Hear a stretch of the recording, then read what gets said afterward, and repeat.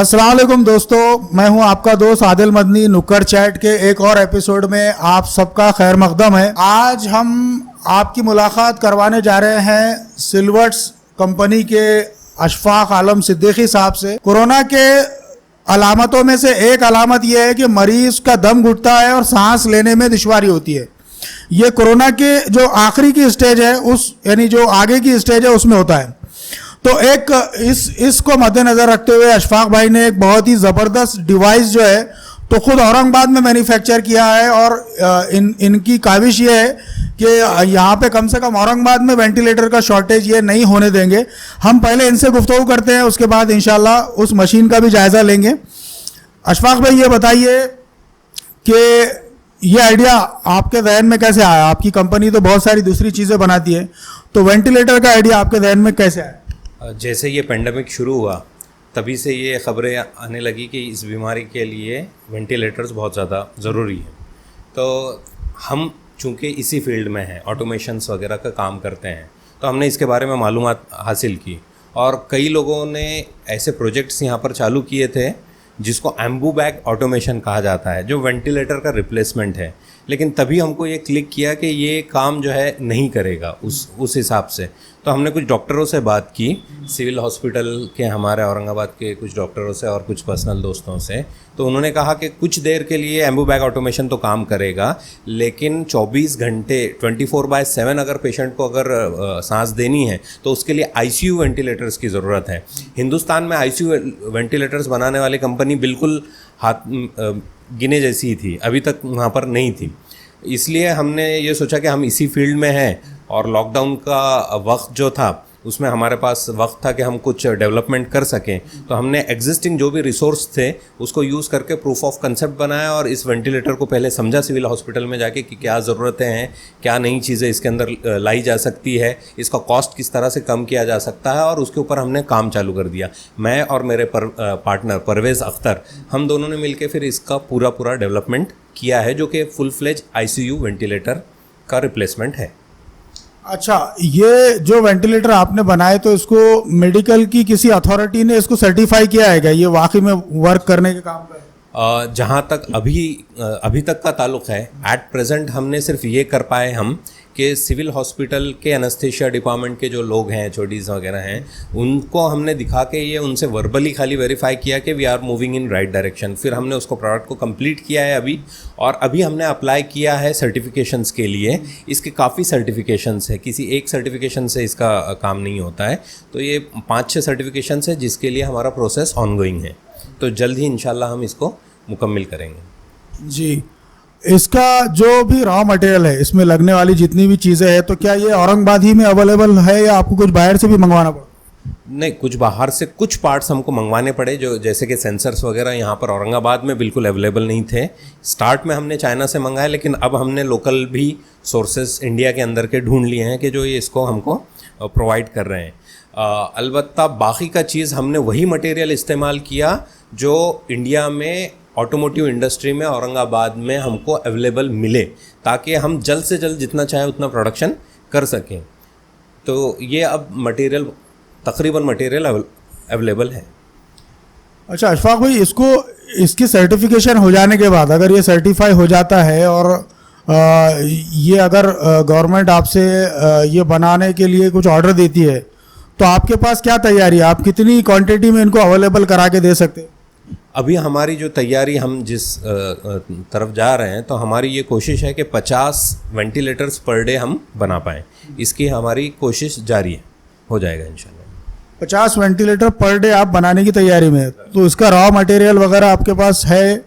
Sources available है। अच्छा, नहीं उसके ज़राए आपके पास है। और ये अशफाक भाई, ये बात समझानी है कि क्या इसका पैटर्न ऐसा मुमकिन है कि इसका पैटर्न किसी ने देख लिया हो और इससे कबल कि आप इसका सेहरा आपके सर बंधे, इसके कुछ चोरी होने के इम्कान है? पेटेंट इसका ज़रूरी है। पेटेंट का एक बहुत लंबा प्रोसेस है जिसके लिए हम साइमल्टेनियसली कोशिश कर रहे हैं, लेकिन ये एक वक्त लगता है पेटेंट के लिए। देखिए, फिज़िकल चीज़ें कोई देखकर चुरा सकता है, लेकिन जो इंटेलिजेंस हमने उसके अंदर डाला है, जो कोई पूरा वर्क हमने किया है, वो हमसे कोई चोरी नहीं कर सकता। उसकी सिक्योरिटी हमारे पास है। एक और बात मैं इसी हवाले से ये समझना चाहता हूँ कि क्या चूँकि मेडिकल की जो फील्ड है ये एक तरह से, जहाँ तक मेरा तजुर्बा है, इसमें कई माफियाज भी काम करते। तो अगर कोई अच्छी सर्विस देना चाह रहा, ईमानदारी के साथ देना चाह रहा, तो क्या ये इम्कानात है कि वो मेडिकल माफिया कुछ सरकार के साथ साठगांठ करके कुछ और कमीशन बेसिस पे भी कुछ चीज़ें होने के इम्कानात है?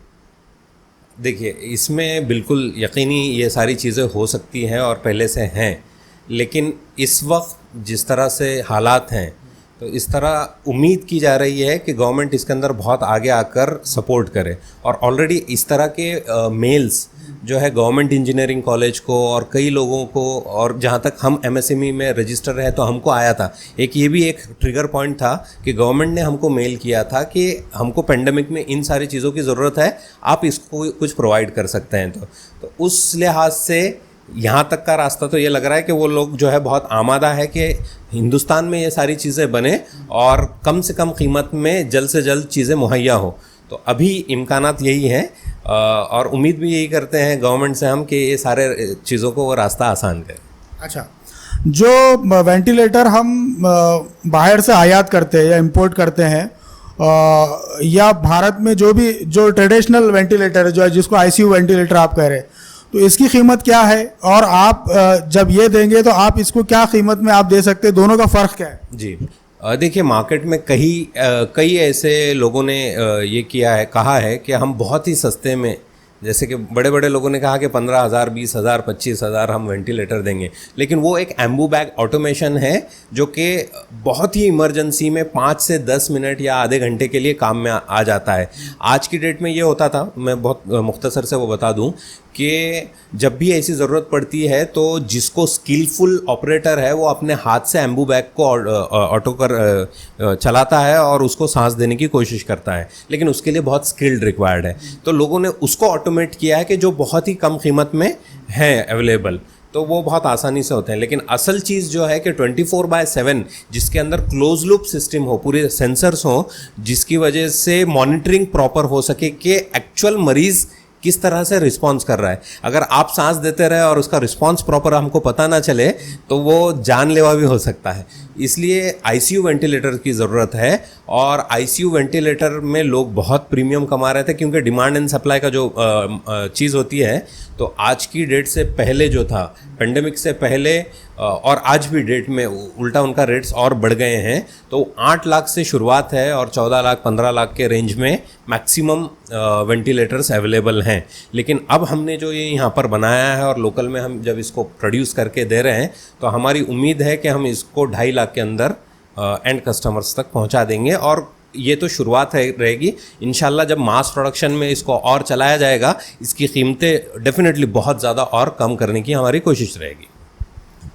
अच्छा, ये जो वेंटिलेटर आपने बनाया है, तो इसकी जो मॉनिटरिंग सिस्टम है, तो इसमें जो पूरा मतलब ऑक्सीजन सैचुरेशन रेट पर रेस्पिरेटरी रेट, ये सब चीज़ स्क्रीन पे आ रही है या कुछ चीज़ों की कमी है, या फिर जैसा वेंटिलेटर जो अवेलेबल है वैसी पूरा मॉनिटरिंग में दिख रहा है? जी अल्हम्दुलिल्लाह, ये सारी चीज़ें अभी हमारे जो नया प्रोडक्ट है उसके अंदर स्क्रीन तो है अवेलेबल, जिसके अंदर ये सारे पैरामीटर्स अवेलेबल है। और आईसीयू वेंटिलेटर्स में जितने मोड होते हैं, जितने पैरामीटर्स होते हैं, अल्हम्दुलिल्लाह वो सारे अवेलेबल हैं। बल्कि हमने इससे आगे जाकर ये काम किया है कि इस टेक्नोलॉजी को हमने इंटरनेट ऑफ थिंग IoT के साथ जोड़ा है, और IoT से जुड़ने के बाद ये पॉसिबल हुआ है कि रियल टाइम मॉनिटरिंग हम एंड्रॉयड एप्लीकेशंस पे, किसी भी एंड्रॉयड प्लेटफॉर्म के ऊपर हम कर सकते हैं।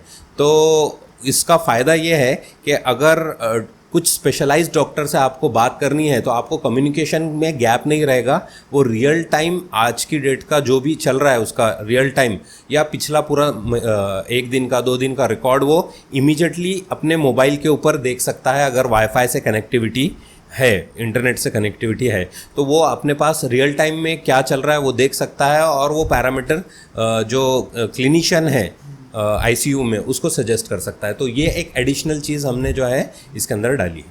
ये बहुत ही आपने बहुत कारामत बात बताई कि यानी ये तो मेरे को ऐसा लगता है कि जो आईसीयू के वेंटिलेटर होते हैं उसमें वाईफाई फैसिलिटी होती है क्या? नहीं, उसमें अभी वाईफाई फैसिलिटीज़ उन्होंने दी नहीं है। हमने तो अल्हम्दुलिल्लाह ये किया है कि उसको एंड्रॉयड एप्लीकेशन पे भी लाया है और उसको क्लाउड सिस्टम पे भी लाया है। तो इसका फ़ायदा ये हो रहा है कि हम डेटा भी एक जगह सेंट्रलाइज मॉनिटर रख सकते हैं, डेटा स्टोर हो सकता है, पूरे रुझानात हमको सामने आ सकते हैं एट ए टाइम। अगर हमको 3 लोगों को 4 लोगों को अलर्ट देना है किसी भी पेशेंट का, जो नंबर पे अगर हम अलर्ट देना चाहे वो नंबर पे वो अलर्ट भी जाएगा, एप्लीकेशन पे अलर्ट्स जाएंगे। तो उससे फ़ायदा ये होगा कि बहुत इमीडिएट जो है, एक अगर अटेंड करने के लिए नहीं है तो 2, 3, 4 लोगों तक वो जो है मैसेज इंडिविजुअल मोबाइल्स में भी जाएगा। प्लस स्क्रीन पर तो रहेगा ही रहेगा, उसके अलावा ये एडिशनल फैसिलिटी होगी। अच्छा, silverts.com या सिल्वर्ट्स जो आपकी कंपनी है, ये कब तक बाजार में बिक्री के लिए अपना मॉनिटर लाने के लिए तैयार है? हमारे पास 2 मॉडल्स अभी जो है जिसके ऊपर हम काम कर रहे हैं। एक मॉडल जो है वो प्लेन मॉडल है जिसके अंदर IoT अभी हमने इंक्लूड नहीं किया है, जो हमारे पास अभी रेडी है और हम उसके सर्टिफिकेशंस के ऊपर काम कर रहे हैं। जैसे ही गवर्नमेंट के सर्टिफिकेशन हो जाते हैं 10 से 15 दिन के बाद हमारा प्रोडक्शन के लिए हमने सारी फैसिलिटी रेडी करके रखे हैं। इनिशियल कुछ कम होगा लेकिन बहुत जल्दी हम 50 की कैपेसिटी पे पहुंच जाएंगे। और दूसरा और एक मॉडल है जिसके लिए डेवलपमेंट के लिए 2.5 से 3 महीना लग सकता है। हमारे शो को बहुत सारे डॉक्टर्स देखते हैं, ख़ासतौर पे इस पैंडेमिक के दौर में बहुत सारे डॉक्टर्स ने शो को अप्रिशिएट भी किया है। तो मैं उन डॉक्टर्स के लिए एक सवाल करना चाह रहा कि अगर वो कुछ समझना चाहे आपकी इस मशीन के बारे में, तो इसमें कौन कौन से मोड्स है और कौन कौन से फीचर्स है जो हो सकता है कि डॉक्टर्स अभी इस इंटरव्यू के ज़रिए समझना चाह रहे होंगे, तो आप ज़रा उसको एक्सप्लेन कर देंगे तो उसके लिए आसानी। जी, बेसिकली वेंटिलेटर के अंदर 2 मोड्स होते हैं और उसके फिर सब मोड्स होते हैं। एक होता है वॉल्यूम कंट्रोल और दूसरा होता है प्रेशर कंट्रोल। तो अल्हम्दुलिल्लाह यहाँ पर वॉल्यूम कंट्रोल और प्रेशर कंट्रोल भी है, प्लस स्पॉन्टेनियस ब्रीदिंग। अगर मरीज़ ब्रीथ करना चाह रहा है और उसके हिसाब से अगर हमको ब्रीदिंग देनी है तो स्पॉन्टेनियस ब्रीदिंग भी इसके अंदर अवेलेबल है। दूसरी और चीज़ इसके अंदर अवेलेबल है वो CPAP और BiPAP इसके अंदर अवेलेबल है।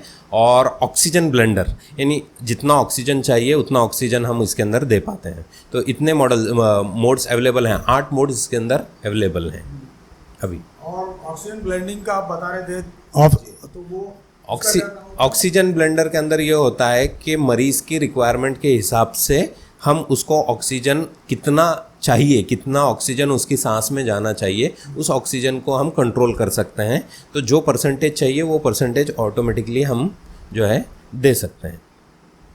ये फैसिलिटी हमारे वेंटिलेटर में अंदर इनबिल्ड है। अच्छा, तो दोस्तों ये थे अशफाक आलम सिद्दीकी, जो हमारे शहर औरंगाबाद के सिल्वर्ट्स के जो है तो प्रोप्राइटर है। उनके यहीं वॉलेज में इसकी कंपनी है मैन्युफैक्चरिंग की।